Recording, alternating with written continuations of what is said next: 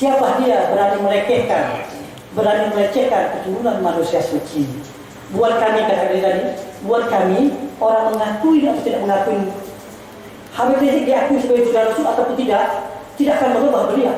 Kenapa? Yang berhak ini bukan orang luar, adalah keluarga Rasul sendiri. Dan juga tidak menjadi kami menghina, juga tidak menambah kemuliaan kami. Tidak ada perbuatan. Cuma kami menginginkan mereka tadi, innama yuridullah yusib al-murjistah dari satu. Gulla as'amtum alihi ajran illa wadafil jurba. Kalau kalian tidak tahu, celaka kalian. Kenapa ini perintah Allah di Al-Quran? Perintah Allah di Al-Quran tidak aku minta, wahai manusia muslim, orang-orang yang Islam ini, upah kalian ini terhadap Islam kalian, kecuali kecintaan kalian kepada keluargaku. Ini jangankan mencintai, malah menafikan. Kembali kita bertanya, siapa mereka? Ya, jadi kembali lagi, saya kalau berbicara nasab biasanya di Malaysia, saya perlu waktu 2 hari 2 malam. Dari jam 6 pagi sampai jam 9 malam dan berikutnya begitu lagi. Itu pun hanya ujungnya.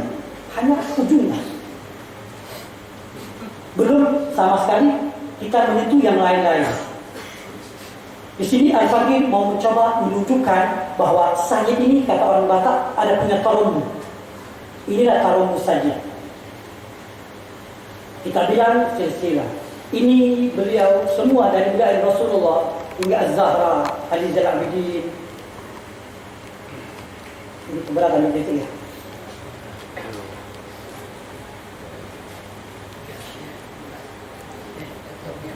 Iya, keberatan mikir beliau. Jadi ini nasab terjaga dengan rapi dan kami mempunyai sistematis dan sistematis kami membatasi daripada keluarga Imam Muhammad Sahib Marbat. Kenapa dikatakan Sahib Marbat? Karena beliau meninggal di daerah Marbat, Oman. Dan di Oman banyak keluarga Habash. Mulai dari keluarga Jufri, keluarga Alkaf, keluarga Haddad, keluarga Segaf ada di Dhofar Oman. Tetapi kami saat ini belum bisa melacaknya secara keseluruhan. Ini Imam Muhammad Sahib Marbat. Kemudian kita harus sabar sedikit ini, berpikir keras. Tadi pun berpikir keras. Ini Imam Muhammad Faqih Muqaddam yang selalu kita baca di dalam ratib. Ya Rabbana yassir lana umurana bijahid Muhammad bin Ali. Itu Imam Muhammad Faqih Muqaddam. Tapi selama ini kita tidak tahu. Sedikit yang tahu, ada yang tahu, tapi sedikit yang tahu. Ini Imam Muhammad Sahib Marbat. Ini Al-Faqih hanya menerangkan secara umum saja. Imam Muhammad Faqih Muqaddam, dari Imam Muhammad Faqih Muqaddam Ibn Ali bin Muhammad Marbat akan mempunyai 5 orang anak. 5 orang anak ini, 2 orang tidak berketurunan. Di sini mulai terjadi di dalam nasab security. Jangan coba-coba mengaku kepada 2 orang anak Imam Muhammad Faqih Muqaddam yang tidak berketurunan. Ada kalanya Anda perlu menemukan orang-orang yang misalnya tapi masuk kepada Abdullah bin Muhammad Faqih Muqaddam. Sementara Imam Abdullah bin Muhammad Muqaddam sudah terputus. Tidak mungkin orang sudah meninggal tiba-tiba punya anak baru lagi. Jadi mereka mencoba untuk masuk ke nasab tapi minta maaf. Para alawin jauh lebih pandai dari mereka. Jadi tolong daripada kalian bila anak Allah jangan ngaku Habib. Datuk kami sudah mengajarkan kami untuk mendeteksi kalian sadik atau bukan. Bahkan minta maaf betul. Jadi pertama kali nasab diisbat dari sisi ilmu, tapi juga ada sisi yang non ilmu, sisi bab-bab yang memang istilahnya agak sedikit melenceng. Di dalam nasab insting seorang sayyid kepada seorang sayyid itu ada, tetapi tidak sepenuhnya bisa dipakai. Kita ada syak dia sayyid atau tidak. Walaupun ini tidak bisa digunakan, tetapi itu ada, ilmu itu ada. Kita mengistilahkan seseorang berdasarkan ilmu, dan kembali ilmu ini bisa dipertahankan secara ilmiah, bukan katanya ya. Alasan-alasan mereka buat nasab kami mastus segala macam itu alasan-alasan yang sangat doif. Kenapa? Karena tercatat dengan rapi nasabnya satu persatu. Di antara anak beliau, anak Imam Muhammad Fahri Mughradan adalah satu namanya Ahmad Syahid. Dari Ahmad Syahid ini muncul beberapa kabilah-kabilah ke bawah. Tidak alfabet ceritakan secara detail. Dari sini muncul bangsa Al-Jufri. Al-Jufri nanti akan memecahkan bangsa-bangsa kecil yang lain. Dan ini pun berlaku pada keluarga-keluarga yang lain. Seperti keluarga Batak Karu, mereka punya bangsa-bangsa di antaranya Kuta Galung. Nanti Kuta Galung ini akan memecahkan bangsa-bangsa kecil di antara Sihonding. Orang-orang Sihonding di dalam budaya Batak tidak mau mengawini orang-orang Kuta Galung. Walaupun orang Kuta Galung lebih muda, maka keluarga Sihonding akan manggil abang pada Kuta Galung. Orang Batak punya akhlak terhadap hierarki nasabnya, dan mereka tidak mengawini. Maka Aladin boleh nikah antara keluarga satu negara, tidak ada halangan. Tapi ini juga berlaku pada keluarga-keluarga non saja. Lalu bagaimana bangganya keluarga-keluarga bangsawan di Jawa, juga bangsawan-bangsawan yang ada di Inggris. Jadi kembali lagi, ilmu nasab atau ilmu antropolog bukanlah sesuatu yang aneh di dunia internasional. Ilmu lazim. Sewaktu Lady Di mau berkawin sama Pangeran Charles, dicari nasabnya dulu. Dicari, kedapatlah bahwa Lady Diana ini bangsa Spencer. Oh, dia bangsawan juga. Jadi mereka juga punya sistematis menjaga nasab, termasuk orang-orang Yahudi. Yahudi punya kelas juga, dan mereka menjaga nasabnya. Di antaranya Montgomery, Albright, Clinton, Bush. Dia punya marga, tidak punya marga, dan dia satu yang lain tahu. Kembali lagi, ilmu nasab, ilmu antropolog tidak aneh. Cuma ilmu antropolog ini aneh di keluarga habaib sekarang ini. Kenapa aneh? Karena mereka belajar. Nah, dari Imam Ahmad Syahid muncul beberapa bangsa, di antaranya Al-Jufri. Nanti Al-Jufri memecahkan bangsa As-Sofi Al-Bahar, memecahkan bangsa Al-Kaf. Nanti muncul bangsa Balghes, muncul bangsa Albert, muncul bangsa Albar, muncul bangsa Haneman, dan sekian banyak muncul bangsa-bangsa ini. Berani memindahkan ini. Alangkah hebatnya orang berani memindahkan ini.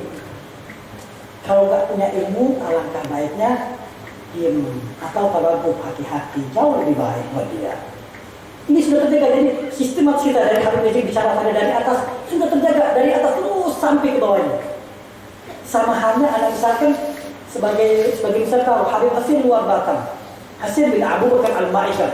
Setiap bangsa akan terpecah-pecah menjadi huruf-huruf kecil. Huruf-huruf kecil ini menjadi barcode, menjadi kunci buat kita orang. Menjadi kunci buat kita orang mengatakan dari mana dia. Lalu ada satu orang berani mengatakan keturunan Habib Hasim luar Batam. Di dalam nasab bunuh diri orang. Kalian boleh ketawa di sini. Mereka di Kalimantan mengaku cucu yang Habib luar Batam. Bahkan satu ketika Al-Faqih mendapatkan satu kes, satu orang namanya Ahmad Panglima Sikumbang Al-Atas. Sejak kapan Al-Atas panggil Panglima Sikumbang? Umurnya 80 tahun dan mengaku anak Habib Umar bin Hud. Di dalam nasab, dalam hitungan detik tahu dia palsu atau tidak. Jangan dia zaman sekarang dari atas pun dia mencuri, semakin dia merekayasa, semakin mereka mencoba membuat pengakuan diri sendiri, semakin tahu dia palsu. Semakin tahu dia palsu. Di antaranya juga di dalam nasab mengenal lie detector. Apa? Mendeteksi kebohongan. Lie detector. Kenapa? Satu orang saja kalau ditanya siapa antum, anak fulan bin fulan bin fulan bin fulan. Siapa saudara abah? Saudara abah ini lahir di mana? Setahu anak sih di Betawi, dan tempat lain. Setahu anak, Allah alam lainnya. Itu saya asli. Saya palsu. Assalamualaikum. Wallah ana disajib. Ada stres ini nakal dia. Allah, ana berani bersumpah. Ana waktu masuk Mekah dulu, kalau ana bukan salib mustahil ana bisa masuk Mekah. Apa hubungannya? Hah? Atau lagi, beb ente jangan lupa bukan salib. Kenapa? Kita berbahala. Lu siapa? Mau bahala? Yang nak share lagi yang palsu-palsu ini, kita bersumpah kuburan Muslim luar Batam. Dia menjadikan berhala kuburan Muslim luar Batam. Ini bukan cara untuk mengisbat nasab. Nah ini sajid-sajid yang tidak mengerti nasab kadang-kadang mendukung orang-orang seperti ini. Beb, anak yakin ya saya beb. Kenapa? Suatu anak bersama gemetar tangan anaknya. Ada di tangan beb. Ini kan kebodohan. Nasab ini ilmu yang ilmiah, nasab ini ilmu yang zahir bukan ilmu yang batin. Kalau hanya sebelah isting dia, beb dia misalnya beb alim beb, jadi gowi jagoan beb ilmunya banyak, dia hafal Quran, tafsir segala macam. Tidak bisa, durian tetap durian, mangga apel tetap mangga apel. Darah tidak akan tertukar selama-lamanya. Jadi pengisbatan nasab yang dilakukan saat ini, alhamdulillah keluar daripada rule of the game yang ada. Makanya banyak saya palsu. Kenapa? Dilindungi saya yang asli. Akhirnya Anda berapa kali mau dipupur sama saya asli, karena yang asli beda yang palsu. Dia bilang apa, Beb? Nanti jangan macam Beb. Nanti ketemu ada dia memaksa, Beb. Diri asli saya ini. Nah tentulah Anda tidak mungkin kita akan mengukur saudara kita suatu darah. Seorang sayyid yang mengerti nasab, dia akan menemukan identitas. Begitu beridentitas, maka di antara mereka tidak ada rivalitas. Dan dicontohkan Habib Rizik sama anak. Kalau Habib Rizik tidak beridentitas, maka Habib Rizik akan menemukan rivalitas. Tapi tidak. Seorang sayyid tidak mengenal itu. Begitu saudara berdakwah, dia dukung. Tidak ada persaingan di antara mereka. Itu sayyid. Tapi kalau sayyid sama dengan yang lain, dia berrivalitas, berarti dia tidak mengerti nasab, tidak mengerti dirinya. Pasti. Anak sama Rizik, anak saudara dekat. Kenapa? Pertama ibuku Syarifah Khadijah binti Ali bin Abi Syihabuddin al-bin Syekh Syihabuddin. Beliau pun al-bin Syekh Syihabuddin. Anak daripada Ahmad bin Abi Bakar Syakran. Habib Rizik daripada Syekh Ali bin Abi Bakar Syakran. Sebelum kami terpisah menjadi dua individu, kami berada di sulbinya Al-Imam Syekh Abi Bakar Syakran. Jadi kami dari satu jasad yang sama. Habib Muksin sudah anak, dia dari Abdullah Ibn Fadil Muqaddam Sani Deraman Segar, sama-sama anak punya keponakan dan semua al-atas. Lalu anak dari Abu Bakar Syakran. Jadi kami 1, 2, 3 dan sekian ini akan ketemu di subinya Al-Imam Fadil Muqaddam Sani. Kami dari satu orang. Indah nasab. Kami dari satu orang. Kenapa kalian bersaing-saing? Kalau sekarang saya mewarisi asgab, karena saya dari jalur ini. Ada saudara saya, saya punya. Hah? Husain Ibn Ali. Ibn Alawi. Al-Husain Ibn Alawi ini dari Asgab As-Safi. Asgab As-Safi berasal daripada Imam Ali bin Abdurrahman Segaf. Jadi hampir semua saya di sini, semua hampir saja yang ada di sini, dia akan ketemu, ada yang sangat dekat, ada yang sangat jauh. Saya sama Habib Rizik 18 pupu. 18 kali. Tolong cari nasab lain, tolong cari ilmu antropolog yang bisa menerangkan secara tertib. Tidak ada kecuali nasab kami. Alangkah hebatnya orang itu berani mengatakan kami keturunan terputus. Alangkah hebatnya orang itu mengatakan zuriat itu tidak ada. Kau urusin nenek moyang kau, kami urusin moyang kami. Ini urusan intern kami. Kenapa kalian berani merusak rumah tangga Ahlul Bait? Bahkan dalam satu ketika, minta maaf saja, anak bicara agak lebih sedikit. Orang mempertikaikan Ahlul Bait. Ahlul Bait itu siapa? Kita ini bukan Ahlul Bait. Kita ini Itratul Nubuwiyah. Kita hanya zuriyah. Tapi satu imam berbicara tidak. Kami juga Ahlul Bait. Satu imam bicara. Anak lupa nama beliau. Kita punya data. Kami juga Ahlul Bait. Lihat. Sewaktu turun ayat kisah, ayat tathir, kami ini berada di sulbinya Al-Hasan dan Al-Husain. Jadi kami hadir di situ. Kenapa? Semua nasab kita akan bertemu di situ. Dan diterangkan secara tertib satu persatu. Tidak mungkin Al-Faqih bisa menerangkan ini. Selesai Ahmad Asy'ari, lalu anak berpindah ke Syekh Ali. Disebut keluarga Ali seperti Muqaddam. Di antaranya yang melahirkan bangsa ini, bangsa Bajiban, Asatri, Al-Habsi, As-Sambal, Muhammad Jamalullail. Dari Jamalullail pun akan pecah menjadi bangsa-bangsa kecil. Bin Sahil Jamalullail, Baharun akan pecah menjadi Asri sama Al-Junaid. Mau melawan, mau mengatakan kami saja. Kami punya sistematik, kami mempunyai ilmu dan kami simpan nasab rapi. Dan ini tidak buat konsumsi umum. Jangan kalau umum, tidak semua habaib mengerti nasab. Maka Habib Rizik sangat menghargai ilmu nasab, bukan menghargai al-faqih. Karena ilmu ini ilmu yang antik dan berkaitan dengan hukum warasah dan berkaitan dengan sekian banyak hukum yang lain. Sebetulnya secara jujur al-faqih tidak mau kemari. Cuma kalau al-faqih bicara ini, al-faqih menghormati keluarga umi saya. Itu saya tidak mau, karena saya tidak merasa pantas di sini. Saya tidak mau tampil begini. Cuma demi menghormati, saya punya abang, saya punya keluarga umi, saya mau bicara di sini. Karena buat kita orang-orang yang ngerti nasab, tidak perlu orang mengenal kami. Bahkan kami lebih senang orang tidak mengenal kami. Itu buat apa itu? Ketenaran bukan untuk kami. Kami hanya diberi tugas mencoba menjaga warisan ini. Karena kami tidak bisa bercepat lain, berkarya di dunia yang lain, mungkin kami mau berkarya di dunia yang ini. Habib, udah beres kan? Udah selesai belum? Masih banyak ngomong nih. Satu lagi. Kita adzan dulu, boleh disambung lagi panjang. Begitu. Iya. Itu dia. Adi Alwi. Adzan dulu. Jangan bergerak dari situ. Iya. Imam Muhammad Faqih Muqaddam tadi punya anak 3 kan. Al-Faqih berbicara 20. Ali Faqih Muqaddam sama Ahmad Asy-Syaikh. Yang satu lagi adalah keluarga Alwi Al-Ghayyub Ibn Muhammad Faqih Muqaddam. Ini dipanggil keluarga Alwi Faqih Muqaddam. Keluarga Ali Muqaddam. Dari sini muncul sekian banyak furu'nya. Di antaranya kita orang Asgaf Maulad Dawili bin Yahya Barak sekian banyak lagi Ba'abud. Banyak sekali dan tidak mungkin dalam kesempatan ini Al-Faqih mau uraikan satu persatu. Di sebalik keluarga Imam Muhammad Faqih Muqaddam, Imam Muhammad Faqih Muqaddam sewaktu di masa kanak-kanak abahnya Imam Ali bin Muhammad Sububan meninggal, maka dia dididik langsung oleh aminnya Alawi. Makanya Imam Ali disebut Alwi Amul Faqih. Bentuk penghormatan kami kepada Imam Ali Amul Faqih. Maka keluarga-keluarga dari Imam Muhammad Faqih Muqaddam di dalam ilmu nasab harus memiliki akhlak menundukkan diri kepada keluarganya Amul Faqih. Kenapa? Datuk kami Imam Muhammad Faqih Muqaddam diasuh, dididik oleh zuriat-zuriat daripada Imam Alwi Amul Faqih, di antaranya Aidib Faqih, kemudian Al-Haddad, Basuro, Basuputa, An-Nadiri, bin Smith, dan sekian banyak lagi bangsa-bangsa daripada.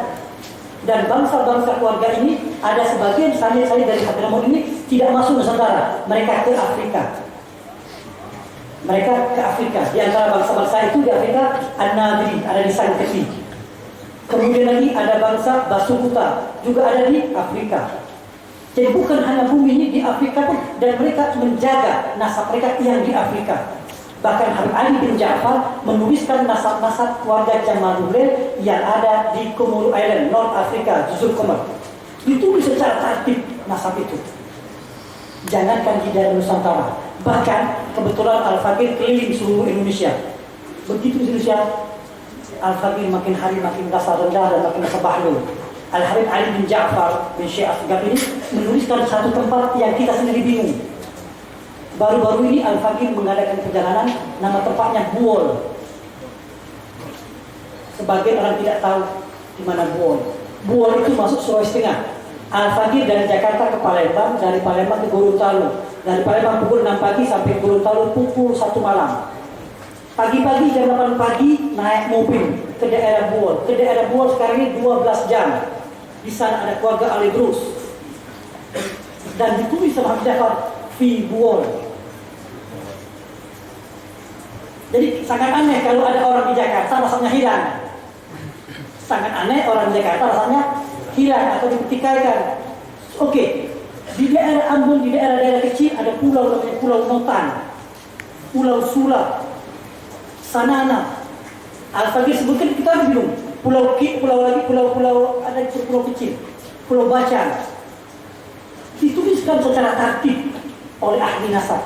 Jadi kalau yang ngurus nasab tidak mengerti itu nama peta, tidak ada GPS, jangan ngurus nasab, bukan ngurus nasib. Ada duitnya, jangan. Dan satu lagi, duduk di dalam nasab. Andai kata seorang mengurus nasab 5 tahun dia duduk tanpa belajar tingkat TK. Jadi kalau ada orang duduk di nasab tanpa belajar, itu hebat luar biasa. Berarti dia keramat, tutup. Sementara ilmu nasab, minta maaf, ini hukum zahir. Walaupun wali tidak bisa campur dalam ilmu nasab. Wali boleh mengatakan dia saja. Boleh. Untuk dia, nasab buat umum, buat am. Jadi pengakuan seorang wali, anak yakin dia saja. Kita tidak berani membantah wali itu. Tapi pertanyaan, apakah betul wali ini mengatakan ini? Andai kata betul kita mendengar langsung, kita tidak akan mengganggu hak otoriti wali itu. Tapi begitu masuk umum, minta maaf Habib, kami tidak bisa. Dan zaman sekarang Habib Rizik rasanya susah dari wali itu. Yang ada bukan wali kutub. Artinya wali boleh banyak. Jadi kembali mengisbah nasab tidak bisa dengan cara-cara zahir dan dengan alasan-alasan yang dibuat-buat, tidak bisa. Ini ilmu yang jelas-jelas tertulis dengan rapi. Oke, banyak yang akan bicarakan. Cuma anak bisa merasakan Habib Rizik baru anak berhenti. Tapi sebelum Habib Rizik minta izin, anak menunjukkan bahwa beliau ini seorang Sayyid Tuhan. Dan anak buktikan bahwa benar ini Habib Sayyid. Ini nasab yang ditulis oleh Ali bin Ja'far.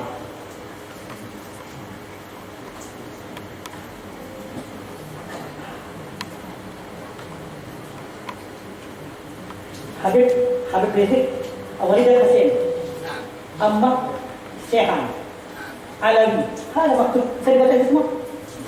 Ini abahnya Habib Rizik. Ya,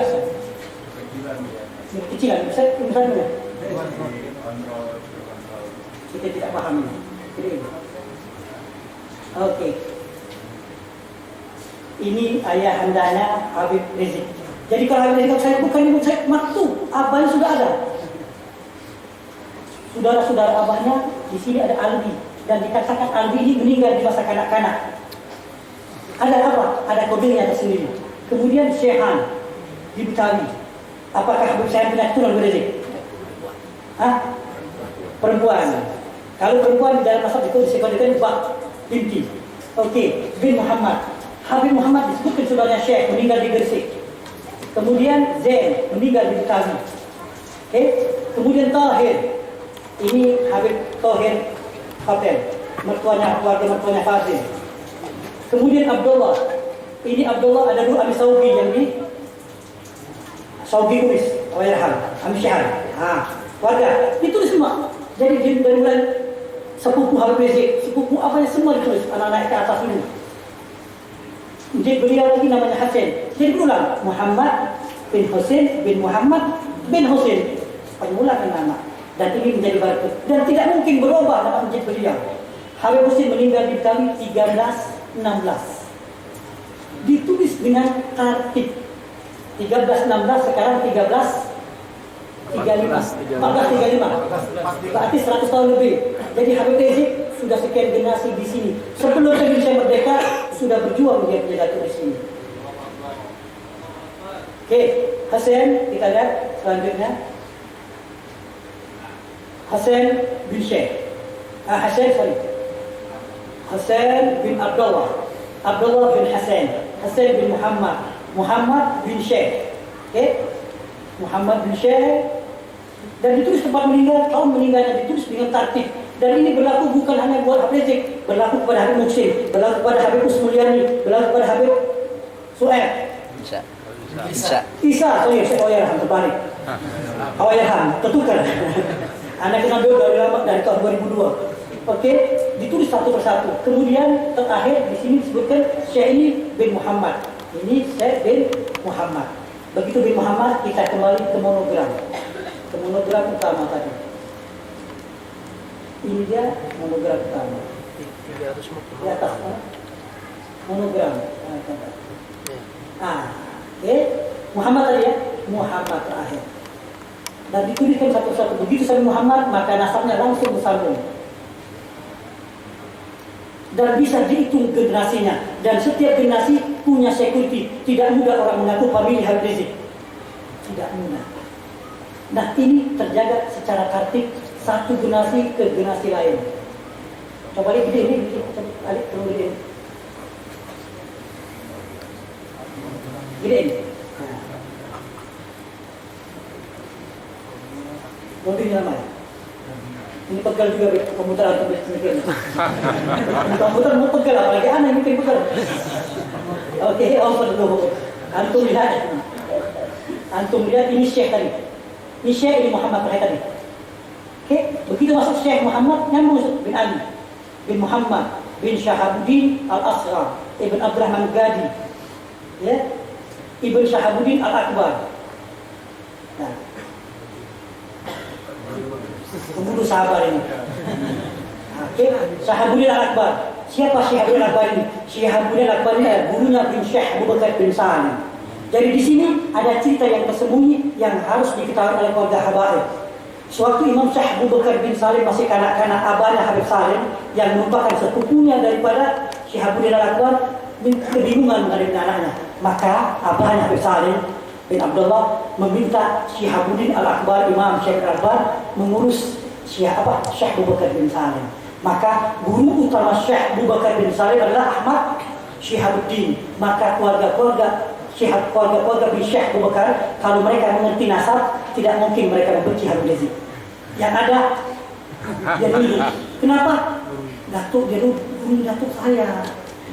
Saya tidak mau jadi imam. Habib Rizik lebih abdul jadi imam. Kenapa? Ahmad Syihabuddin gurunya Syekh Abu Bakar bin Salim. Kalau sudah Syekh Abu Bakar bin Salim tunduk kepada Syihabuddin, apalagi aku zuriyahnya. Ilmu akhlak itu, ilmu adab ada di situ. Oke, Ahmad Syihabuddin Akbar bin Abdurrahman bin Syekh Ali bin Abu Bakar Syakran bin Abdurrahman Segaf bin Muhammad Maulad Dawiyah dan seterusnya dan sampai ke Rasulullah. Siapa yang menyaksikan lagi? Kecuali orang-orang yang tadi jahil dan hasud. Oke, wabillahi taufiq wal hidayah. Assalamualaikum warahmatullahi wabarakatuh. Janji.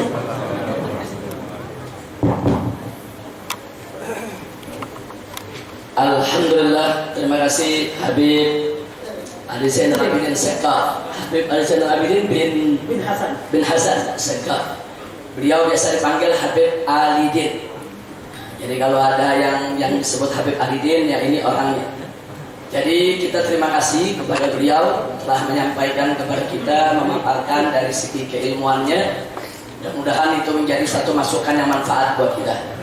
Sebelum kita tutup, kalau ada yang punya pertanyaan, boleh ditanyakan kepada beliau. Tapi kita batasi. Nah, cukup 3 penanya, tapi saya tanya minta pertanyaannya yang fokus. Jangan melebar kemana-mana. Untuk ziyadatul ma'rifah. Siapa? Silakan. Mana mic yang wirelessnya? Irwan. Coba Ahmad. Wirelessnya. Ada. Ya. Sudah ada. Ya, silakan. Assalamualaikum warahmatullahi wabarakatuh. Nama Fauzi bin Ali bin Abdullah bin Umar Segaf. Saya ingin bertanya kepada Habib Alidin. Sebagaimana sama kita ketahui bahwa ilmu nasab itu menunjukkan bahwa betul-betul termasuk zuriyah Nabi Muhammad SAW. Ada mungkin metode yang lain, yaitu metode genetika, yaitu kita dengan menggunakan DNA. Kita tidak perlu mengungkap makam Nabi Muhammad, tapi setahu kita bahwa ada peninggalan Nabi Muhammad, yaitu gigi Rasulullah, rambut Rasulullah, sama tubuh Rasulullah. Kalau tidak saya pernah dengar ada di Turki, Istanbul sana. Itu bisa digunakan untuk mengambil DNA tersebut, terus dicocokkan. Jadi bisa ketahuan mana itu benar-benar zuriyah Nabi, mana yang palsu. Apakah pihak ahli nasab itu sudah menggunakan metode tersebut untuk saling membantu kesempurnaan ilmu nasab? Ya, assalamualaikum warahmatullahi wabarakatuh. Ya, pertanyaan yang cantik kata orang Malaysia. Tapi pertanyaan yang cantik ini di dalam nasab, ahli nasab sudah mendahului, datuk kita sudah mendahului. Dan insya Allah datuk kita bukan mengenal warga al-nasab ini orang-orang yang jenis semua. Oke? Begitu antum bicara DNA, deoksiribonukleik asid yang berkaitan kromosom bisa menentukan bentuk fisik dan sebagainya, itu DNA itu lebih condong digunakan untuk kriminalitas. Dan itu hasilnya akan akurat. First generation, second generation, begitu dan after second generation, generasi kedua ketiga sudah melenceng, sudah tidak bisa lagi dipastikan kebenarannya. Sayyidina Al-Mukhtar Muhammad Rasulullah 1400 tahun lalu, Al-Faqih sama Habib lebih kurang sama, generasi ke-40, terlalu jauh. Satu. Kedua, dari sisi biaya Habib terlalu gede biayanya. Sementara anak ngurus nasab dilawakila nggak pakai duit Habib. Orang katanya duit itu mubazir, asal kasihkan anak duit untuk jadi duit supaya anak bisa keliling. Kalau sekarang kan modal nekat. Oke, jadi mubazir dalam hal waktu, mubazir dalam hal dana. Berikutnya Habib, DNA orang itu bapak sama anak bisa sama persis seperti itu. Sekarang entah andai kata anak di luar nikah, sama nggak DNA? Sama nggak?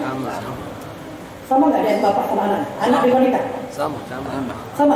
Apakah bisa dikatakan anak bapaknya? Nggak bisa. Alas, gugur di situ.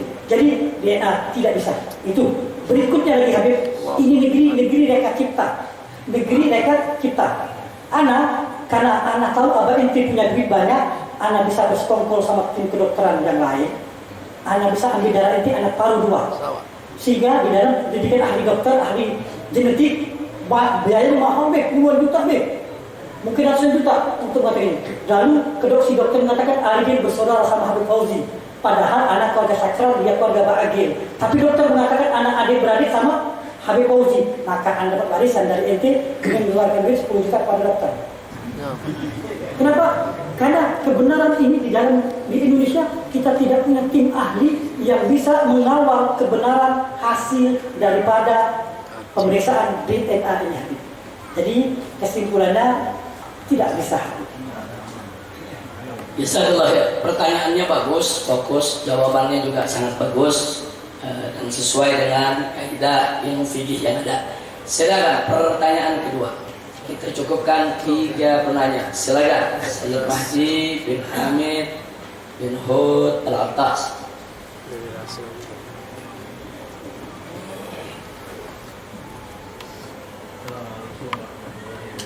Waalaikumsalam. Bisa mati ya, Pak. Coba bisa matinya. Ya. Menyambung Ustaz dari diskusi yang tadi dan juga diskusi antum tentang eksistensi habaib di Indonesia. Di samping habaib juga harus menjaga nasabnya, yang terpenting juga harus menjaga nama baik Habib. Karena sekarang jamaah sekalian ada inflasi makna tentang habaib. Karena habaib itu, kalau Syakib Al-Salam mengatakan al-hasanatu hasanatun fi nafsiha wa min baiti nubuwwati fahuwa ahsan. Karena kebaikan itu adalah kebaikan dengan sejatinya, kebaikan dengan sendirinya kebaikan. Tapi kalau kebaikan tersebut datang dari keturunan keluarga Nabi, itu lebih baik. Jadi tentang nama baik habaib penting. Karena Habib juga diambil dari kata-kata hub, yang artinya satu inti yang di dalam hati. Hub bisa juga bermakna biji-bijian yang kalau ditaruh di tempat padang pasir yang gersang, kemudian air turun, akan tumbuh kehidupan. Hub juga bisa bermakna air yang menggolak ketika hujan turun, karena merupakan satu bentuk rasa kangen cinta kepada Khalik. Hub bisa juga bermakna saluran air, karena orang yang pencinta pasti ingin mengikuti apa yang dikatakan oleh yang memberikan pecinta. Nah, sekarang bagaimana Habib dan juga yang lainnya cara menjaga nama baik Habib yang sekarang mengalami degradasi, mengalami kualitas makna yang menurun. Karena siapapun bisa menggunakan makna Habib, yang sedikit-sedikit pakai sorban bisa disebut Habib. Nah, sekarang siapa sebenarnya yang bisa cocok untuk disebut atau dicantumkan nama Habib? Demikianlah, terima kasih. Assalamualaikum warahmatullahi wabarakatuh. Assalamualaikum warahmatullahi wabarakatuh. Terima kasih kepada Syed Mahdi. Yang beliau tanyakan di sini langsung menyangkut persoalan dakwahnya. Maka saya sepakat dengan apa yang telah beliau sampaikan. Memang setiap Habib sudah semestinya memposisikan diri sebagai seorang keturunan Rasulullah SAW yang menjadi pusaka Nabi untuk menjaga Al-Quran dan As-Sunnah, sebagaimana tadi sudah saya sampaikan. Adapun bagian kedua soal istilah, di kalangan para imam habaib di Hadramut dulu, itu para imam habaib generasi pertama, mereka biasa disebut imam. Jadi habaib yang memiliki ilmu yang luas, akhlak yang bagus, nah itu mereka biasa disebut imam. Seperti Al-Imam Al-Faqih Muqaddam Muhammad bin Ali Ba'alawi dan seterusnya, Imam Ahmad bin Isa Al-Muhajir. Tapi di generasi berikutnya, tawadu'an, juga untuk birrul walidain, nggak langkai orang tua. Istilah imam berganti dengan syekh. Makanya ada istilah Syekh Ali bin Abi Bakar As-Sakra. Padahal beliau juga imam, tapi beliau lebih terkenal dengan istilah syekh. Akhirnya istilah syekh itu dipakai oleh kalangan habaib yang memang pada saat itu mereka menjadi guru, yaitu di Hadramut dan sekitarnya.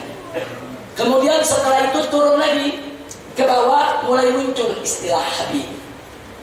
Nah, ke bawah mulai muncul istilah Habib. Kadang-kadang seorang ulama seperti yang Habib Abdullah bin Al-Haddad umpamanya, itu mereka tahu betul, nggak pernah ngaku diri sebagai imam atau sebagai seorang guru besar, sehingga beliau dikenal dengan istilah Habib Umar bin Abdurrahman Abtas. Ke bawah lagi, nih kalau yang kayak tadi Habib Alidin bilang nih, ini kan cahayanya mulai ke bawah makin berkurang nih. Nah, mulai ke bawah lagi akhirnya jadi Syarif, lalu kemudian Sayyid. Nah, kemudian ke Jawa Timur jadi Ye. Ini mulai ke bawah nih jadi ini istilah. Lembang jadi Balimbang jadi Aye. Nah, di Betawi jadi Wan. Nah, sebetulnya ini memang diakui dalam kitab Tuhfatul Muhtaj yang dikarang oleh Al-Imam Ibn Hajar Al-Haytami disebutkan bahwa gelar Syarif ataupun Sayyid digunakan untuk turunan Sayyidina Hasan dan Husain itu sudah menjadi istilah para ulama. Jadi bukan Habib dan Sayyidnya yang ngaku-ngaku. Jadi bukan gelar itu untuk kesombongan, bukan untuk bangga-bangga, bukan. Jadi ada tradisi di kalangan fuqaha, di kalangan ulama, sebagaimana dijelaskan oleh Ibn Hajar dalam kitab Tuhfah, bahwa keturunan Hasanain, Hasan dan Husain itu sudah diakui oleh para ulama dari sebelum zaman beliau disebut Syarif dan Sayyid untuk membedakan litamyizihim min ghairihim, untuk membedakan mereka dari selainnya. Walaupun secara bahasa siapapun boleh aja pakai Habib, siapapun boleh aja pakai Sayyid secara bahasa. Bahkan kadang-kadang orang kafir boleh juga pakai Habib Syaitan. Jadi ini kalau kita bicara bahasa, Nah, tapi tentunya sesuatu yang sudah menjadi terminologi jangan lagi kita pakai secara bahasa. Kenapa? Karena nanti akan merusak tradisi, akan merusak kearifan lokal, akan merusak apa-apa yang sudah biasa digunakan oleh para ulama. Oleh karenanya sampai hari ini istilah Sayyid, Syarif, Habib akhirnya tetap digunakan oleh para ulama, diakui untuk keturunan Hasanin. Tapi memang kita risih kalau nanti ada orang ngaku Sayyid pakai Habib duduknya di diskotik. Kenapa? Udah gitu di diskotik dipanggilnya Habib lagi. Assalamualaikum, apa kabar Beb? Tadi macam ngecek botol minuman. Saya sepakat dengan apa yang disampaikan Syed Mahdi. Nah ini memang perlu apa? Perlu pembenahan istilah-istilah begini. Artinya orang-orang yang masih belum bisa para habaib memperbaiki diri supaya tidak menempelkan dia punya habibnya, sayyidnya, syarifnya di dalam tempat-tempat yang tidak layak untuk nama itu, saudara. Nama sayyid, nama syarif, nama habib itu nama mulia, nama terhormat dan hanya boleh digunakan di tempat-tempat yang terhormat. Apalagi Nabi pernah mengatakan bahwa ahli baiti kullu taqi, kata Nabi. Ahli baitku adalah setiap orang yang bertakwa. Jadi alangkah indahnya seorang habib, sayyid, syarif, dia bertakwa kepada Allah, dia menyempurnakan daripada syaratnya sebagai penerus daripada Nabi Muhammad SAW. Jadi memang kita minta kepada semua untuk bisa memperhatikan istilah tersebut. Dan sekaligus saya juga ingin klarifikasi. Tadi saya ingatkan, tolong wartawan-wartawan yang ada, siapapun yang aktif di media sosial, jangan setiap pengurus FPI Anda sebut Habib. Enggak. Nah maka itu kemarin Ustadz Novel Bamukmin itu murid saya. Ustadz Novel Bamukmin itu pengurus FPI. Beliau itu sekretaris daerah daripada FPI DKI Jakarta. Dan beliau bukan Habib. Tapi bukan berarti saya katakan beliau bukan Habib terus beliau orang jelek. Enggak. Beliau orang bagus, beliau pejuang, beliau berani menegakkan amar ma'ruf nahi munkar. Nah, cuma yang jadi persoalan, Ustadz Novel ini semenjak kecil ibunya manggil dia Habib sampai gede. Nah, begitu polisi umumin, kan polisi cari nama alias masih kecil. Nah, dia bilang buronan Ustadz Novel Bamukmin alias Habib Novel. Nah, akhirnya orang pikir Habib dan para habaib protes ke FPI. Mulai kapan Ustadz Novel Bamukmin menjadi Habib? Jangan-jangan FPI keluar buku nasab baru. Nah, jadi ini klarifikasi. Ustadz Novel Bamukmin dia orang baik, dia dai, masya Allah, dia bantu saya bekerja dan dia tidak pernah ngaku-ngaku habaib. Kemudian kami pun di FPI tidak pernah menyebut dia Habib. Ini adalah perintiran-perintiran para wartawan. Tolong dimaklumi. Tapi kita sudah kasih tahu wartawan untuk klarifikasi. Tapi beliau orang baik dan beliau sudah menyerahkan diri. Saat ini sedang mengikuti proses dan kami terus akan melakukan pembelaan hingga tuntas, insya Allah. Nah karena itu sebelum saya berikan penanya yang terakhir, ayo pertanyaan terakhir sebelum kita tutup, silakan. Satu, silakan. Ya.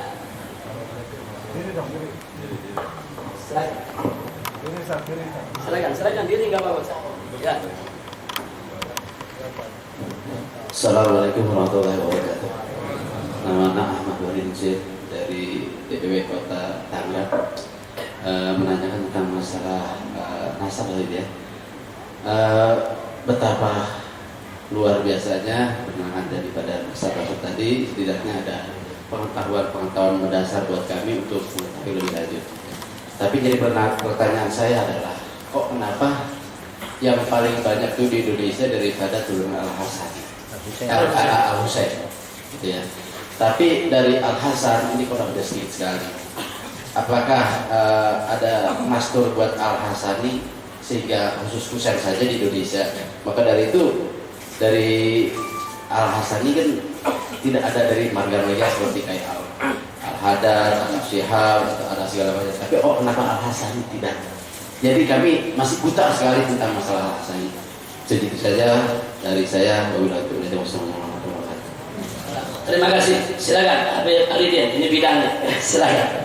Iya. Secara umum memang yang terbanyak masyhurnya dari keluarga Al-Husain. Bukan maknanya tidak ada keluarga Al-Hasan. Di Indonesia banyak keluarga Al-Hasan. Di antaranya di daerah Ternate, Gorontalo itu dari keluarga Yusuf bin Abid. Kemudian di Telangu masuk keluarga Habib Yusuf Telangu dari bangsa Al-Anggawi, Abu Numair, Al-Idrisi, Al-Hasan, Al-Maghribi. Ada di daerah Telangu. Mereka pakai bangsa Anggawi. Ada kemudian bangsa Barakuan dari Madura. Kemudian Ben Su'eb, bukan Basu'eb ya. Ben Su'eb sama Basu'eb beda. Kalau Ben Su'eb Al-Hasani, kalau Basu'eb Arab biasa. Itu Ben Su'eb ada di Purwakarta. Kemudian ada bangsa lagi Al-Imam Yahya Al-Mansuri Tabai. Bukan tidak ada, tetapi jumlah mereka minoriti dan mereka dari negeri-negeri non Hadramut, dari Maghribi, dari Maroko. Ya, mereka dari Maroko, kemudian mereka dari Son'a. Jadi dan mereka ini keluarga-keluarga Hasani memang secara umum kita tidak stressing mengurus mereka. Namun nasab-nasab mereka ada tercatat rapi dengan kita. Jadi jangan dipikir bahwa kita tidak melihara nasab Hasani. Al-Faqih bagian ada 5-6 kitab khusus Hasani. Bahkan Al-Faqih bagian kitab juga khusus Al-Imam Musawi Al-Kadhimi. Di antaranya bangsa Al-Mahdani, kemudian bangsa Al-Ja'fari, termasuk bangsa Al-Kadhimi. Di sini di Jakarta ada bangsa, termasuk di Tangerang ada bangsa Al-Musawi. Bukan tidak ada. Jadi sedikit Al-Faqih tambahkan bahwa nasab ini baharul ansab. Kalau hari ini Al-Faqih berbicara nasab, itu baru mengintip halaman depan. Mengintip bukan melihat. Mengintip halaman depan. Jadi masih banyak dan berbicara. Sebelum Al-Faqih akhirin, sedikit beliau minta waktu bahwa banyak kesalahan yang terjadi di negeri ini mengidentikan nasab dengan sejarah. Nasab tidak identik sama sejarah. Nasab itu sejarah plus. Jadi sejarah boleh mengatakan dia disajid, sejarah boleh mengatakan, tapi di dalam nasab belum tentu lolos. Banyak ya, diantaranya menyangkut keluarga Syahabuddin, halayak ramai menyebutkan Imam Bonjol bin Syahab. Ramai orang mengerti. Di Ponegoro Asgaf tidak bisa dibuktikan sejarah. Keluarga Sidi di Padang, keluarga Jamaluddin di dalam nasab tidak bisa terbukti. Selagi tidak bisa terbukti di dalam nasab, maka nasab ada istilahnya isbat, cross check. Jadi bukan berarti sejarah mengatakan dia saja, lantas nasab iya, tidak. Begitu. Terima kasih. Jazakumullah khairan jazaa. Jadi Ustaz sudah hafal tadi. Ada bangsa Barakuan, Anggawi, bin Su'eb, itu Al-Hasani semua. Ada Al-Hasni, sebetulnya banyak. Nah, dari cuman memang Al-Husaini lebih mendominasi. Jazakumullah khairan jazaa kepada Habib Ali Sanal Habib Segaf, kita doakan agar beliau panjang umur, taat dan ibadah, sehat walafiat. Karena itu saya mengumumkan di sini. kepada para habaib muda yang berminat untuk belajar nasab kepada Habib Ali Zainal Abidin, tolong nanti dikoordinir sama Habib Ali Anantas ini beliau ini kebetulan ketua FMI, Front Mahasiswa Islam, dikoordinir. Dan saya sudah janji kepada Habib Ali Zainal Abidin bahwa tempat ini markas syariat boleh digunakan 24 jam kapan saja oleh beliau untuk pengkajian nasab. Karena walaupun saya bukan ahli nasab, tapi saya tahu betul, paham betul menjaga nasab itu penting. Karena ini untuk keselamatan daripada anak keturunan kita, generasi penerus kita. Hari ini ada Habib Ali Zainal Abidin yang menguasai ini. Nah, lau qadarullah, beliau tidak ada, beliau berpulang ke rahmatullah. Kalau kita belum ambil ilmunya, ini akan menjadi satu musibah buat kita semua. Nah, karena itu kita minta tolong. Nah, syabab, yang ingin belajar nanti dikoordinir sama Habib Ali, nanti minta waktunya kepada Habib Ali Zainal Abidin, hari apa, jam berapa, untuk pengkajian nasab. Betul-betul belajar dengan tekun agar kita bisa menguasai ilmu nasab. Insya Allah. Maka itu beliau sebagai seorang pakar nasab, saya dukung sepenuhnya. Beliau sebagai seorang guru yang punya majelis taklim mengajarkan nasab, saya dukung sepenuhnya. Bahkan saya atas nama pribadi maupun atas nama FPI yang saya pimpin atau markas syariat yang kita bangun dan kita bina ini, mendukung sepenuhnya dan siap untuk memberikan bantuan apa saja, termasuk fasilitas sekalipun, untuk bagaimana mengembangkan dan menjaga ilmu nasab tersebut. Bahkan saya pernah ngomong sama Habib Ali Zainal Abidin, ternyata kita sehati kalau perlu bikin sekalian akademi ilmu nasab. Guru besarnya, dosennya ya Habib Ali. Iya, gelar profesornya dari markas syariat. Yang penting bagaimana ilmu ini dijaga. Insya Allah. Nah itu yang perlu saya umumkan. Mudah-mudahan. Nah kemudian ada tambahan lagi satu tadi menarik juga. Kalau kita baca buku-buku nasab yang tadi diuraikan oleh Habib Ali, menariknya ulama-ulama ahli nasab dulu itu banyak yang bukan hanya mencatat anak laki saya, nama ibu dicatat juga, nama anak perempuan dicatat juga. Itu menunjukkan saking telitinya, saking cermatnya. Sajaratul Ummah. Jadi ada satu kitab khusus yang disebut cuma ummahatnya, ibu-ibunya. Jadi tidak betul yang dicatat nasab cuma laki aja. Justru dengan perempuan dicatat makin lebih meyakinkan bahwa pencatatan nasab itu berjalan dengan cermat dan teliti. Alhamdulillah. Nah ini ada bukunya khusus Sajaratul Ummahat. Ini khusus naskah tentang perempuan, dibuka. Ini naskah Al-Junaid juga ini, khusus tentang ummahat. Nah, ini tentang ibu-ibunya para habaib ini yang ada di mana-mana. Nah, jadi lengkap semua tercatat. Nah, karena itu saya pikir ini ilmu memang bukan hanya sekedar langka, tapi ini penting dan muhim. Mudah-mudahan Habib Ali Zainal Abidin sekali lagi dipanjangkan umurnya. Amin. Baik, itu yang saya mau sampaikan. Nah, buat kita saudara, ya keturunan itu punya kemuliaan, punya keistimewaan. Dia karunia Allah. Tapi semua itu akan menjadi tidak berarti kalau tidak didukung dengan takwa kepada Allah Subhanahu wa ta'ala. Dan ingat, jangan pernah menyesali takdir. Saudara, saya mau tanya, sebelum kita lahir ke dunia, apa ada formulir pendaftaran untuk jadi bangsa apa? Malaikat bagi-bagi gitu, bagi-bagi ke kamu janin, kamu mau jadi bangsa apa? Mau Arab, mau Cina, mau India? Ada tidak pendaftaran? Tidak ada. Apa ada pendaftaran mau jadi asegaf atau bin sahab? Tidak ada, saudara. Artinya apa? Jadi bangsa apapun kita dilahirkan, minhatun ilahiyah. Itu adalah karunia Allah, itu takdir Allah, itu ketetapan Allah. Itu bukan kemauan pribadi kita, saudara. Bagi yang ditakdirkan sebagai keturunan Rasulullah SAW, syukuri, jadilah orang yang baik. Bagi yang ditakdirkan bukan dari keturunan Rasulullah SAW, syukuri, jadilah pecinta Rasulullah dan keluarganya juga yang baik. Insya Allah semua itu akan membawa kita ke dalam surganya Allah. Itu saja yang bisa saya sampaikan. Mudah-mudahan manfaat untuk kita semua. Kemudian mari kita baca suratul Fatihah.